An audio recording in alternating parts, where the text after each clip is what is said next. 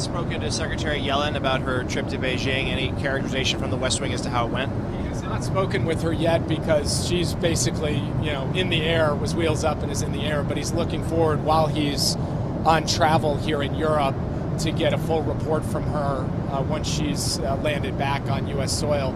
He's gotten updates from her daily, both written and the team has briefed us and we've briefed the president about it. So he's been following it, both the substance of it in each of the meetings and then obviously her public commentary as well.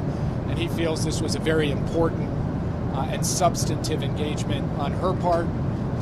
Important to keep these channels of communication open, important to be clear about U.S. intentions and priorities, and important to be clear about U.S. concerns with certain Chinese practices, all of which Secretary Yellen was.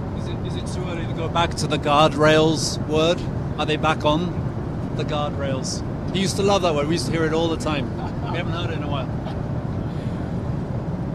I'm not exactly sure how to answer that question. I would just say that our position is that we are in an intense competition. We need to manage that competition responsibly, and that requires intense diplomacy of the sort that you've seen from both Secretary Blinken and Secretary Yellen, and we're going to continue to work that.